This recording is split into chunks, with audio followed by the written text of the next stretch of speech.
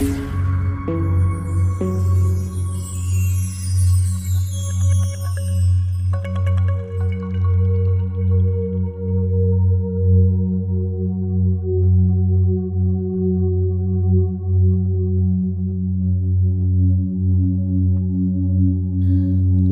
यह कहानी है किशनपुर गांव की। पुराने ज़माने में किशनपुर गांव बहुत ही सुंदर दिखता था और लोग किशनपुर गांव में एक चंदर नाम का एक बहुत ही गरीब आदमी था। वह बहुत ही गरीब था। चंदर एक दिन अपने मन में सोच रहा था, क्यों न हम राजा वीर सिंह के पास जाऊं। राजा वीर सिंह बहुत ही दयालु हैं। वे हमें कुछ न कुछ काम जरूर देंगे।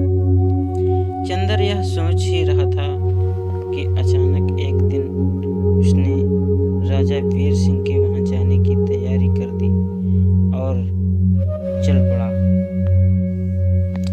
किशनपुर गांव और राजा वीर सिंह के गांव के बीच में एक बहुत पुराना जंगल पड़ता है। उसी जंगल में एक नदी बहती है। चंदर जंगल में होकर नदी के किनारे पहुंचता है। चंदर देखता है क्या कि नदी में दो लाल बहते हुए जा रहे हैं। चंदर आश्चर्यचकित हो जाता है और मन में सोचता है कि नदी में यह कौन सी चीज है जो बहती हुई जा रही है। चंदर नदी में जाकर एक लाल को उठा लेता है। अंदर लाल को पाने के बाद वह बहुत ही खुश हो जाता है। चंदर राजा के वहां जाने का इरादा बदल देता है और राजा के पड़ोस के गांव में जाकर मंत्री के पास 2 शेर के भाव लाल को बेच देता है और वापस चला आता है।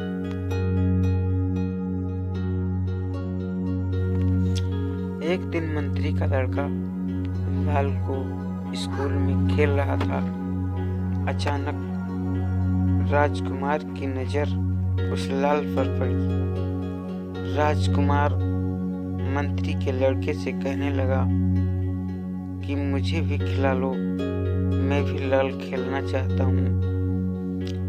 मंत्री के लड़के ने बोला कि नहीं, मैं नहीं खिला सकता। मेरे पिताजी ने इसे 2 शेर के भाव खरीदा है। मैं केवल अकेला खेलूं। इतने में राजकुमार नाराज हो जाता है और राज दरबार को वापस चला आता है। राजा वीर सिंह राजकुमार से स्कूल जाने को कहते हैं तो राजकुमार मना कर देता है। वीर सिंह जाने का कारण पूछते हैं तो राजकुमार कहता है कि पिताजी, मुझे लाल चाहिए जो मंत्री के बेटे के पास है। राजा वीर सिंह कहते हैं, बस इतनी सी बात बेटे, तुम स्कूल जाओ, वह लाल मैं तुम्हें ला कर दूंगा। राजा वीर सिंह मंत्री को बुलाते हैं और कहते हैं कि मंत्री वर बताइए कि तुमने अपने बेटे के लिए लाल कहाँ से लाया था। मेरा बेटा स्कूल जाने से मना कर रहा है। मंत्री ने कहा, महाराज, किशनपुर गांव के एक चंदर नाम के व्यक्ति ने 2 शेर के बदले में दिया था। राजा वीर सिंह ने मंत्री से कहा कि मंत्रीवर, मुझे लाल चाहिए, तुम किशनपुर जाओ और हमारे राजकुमार के लिए लाल लेकर आओ। मंत्रीवर कहने लगा, जी महाराज, मैं आज ही किशनपुर जाता हूँ और लाल लेकर आता हूँ। मंत्री जाता है और लाल लेकर वापस आता है। राजकुमार लाल को देखकर बहुत ही खुश होता है। एक दिन राजकुमार खेलते खेलते जंगल में पहुंच जाता है और जंगल के किनारे नदी में देखता है कि बहुत से लाल बहते हुए जा रहे हैं। राजकुमार आश्चर्यचकित हो जाता है और कहता है कि इन नदी में लाल कहाँ से बहते जा रहे हैं, इसका कोई ना कोई तो राज होगा। राजकुमार नदी के किनारे होकर जा रहा था। अचानक उसको एक बहुत घना जंगल दिखाई देता है। राजकुमार उस घने जंगल में होकर गुजरता है और नदी के पास किनारे पे खड़ा होकर देखता है कि एक बहुत बड़ी गुफा बनी हुई है। राजकुमार सोचता है कि हो सकता है इस गुफा में लाल का राज हो।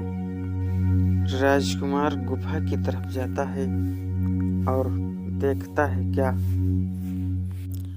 गुफा के बाहर बाड़ा बना हुआ है और उसमें किसी के जाने आने का रास्ता नहीं।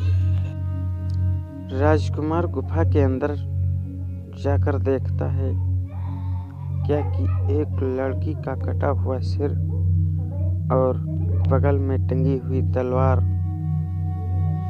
वह सोचता है, हे भगवान, यह क्या है। राजकुमार देखता है क्या कि लड़की का खून नदी में बूंद टपकता है और वह लाल बन जाता है। इतने में राजकुमार को किसी के आने की आवाज सुनाई पड़ती है। राजकुमार गुफा के पीछे छिप जाता है और उसके बाद क्या देखता है? देखता है क्या कि दानव आकर लड़की की तलवार लगाता है और लड़की जीवित हो जाती है। दानव लड़की से पूछता है कि कोई यहाँ पर आया था? लड़की जवाब देती है, नहीं, यहाँ पर तो कोई नहीं आया था। दानव यह पूछता है। उसके बाद वह लड़की के तलवार लगा देता है। लड़की फिर उसी अवस्था में आ जाती है और दानव शिकार के लिए चला जाता है। यह राजकुमार देख रहा था। राजकुमार दानव के जाने के बाद उसी तलवार को उठाता है और लड़की को लगाता है। लड़की जीवित होकर खड़ी हो जाती है और राजकुमार से पूछती है, तुम कौन हो? क्यों मौत के मुंह में आ गए हो? दानव यदि तुम्हें देख लिया तो तुम्हें मार डालेगा। राजकुमार लड़की से कहने लगा, तुम कौन हो और तुम्हारा दानव के साथ क्या रिश्ता है? लड़की कहने लगी कि मैं 3 बहनें थी। हमारे पिताजी को लड़की पसंद नहीं थी। मैं और हमारी माता को लड़की में पसंद थी, इसलिए उन्होंने मुझे जंगल में फेंक दिया और इस दानव ने मुझे पाल पोस कर इतना बड़ा किया। वह मुझे कोई दुख न हो, इस कारण वह इस अवस्था में। इतने में दानव आ जाता है और यह लीला देखकर राजकुमार घबरा जाता है।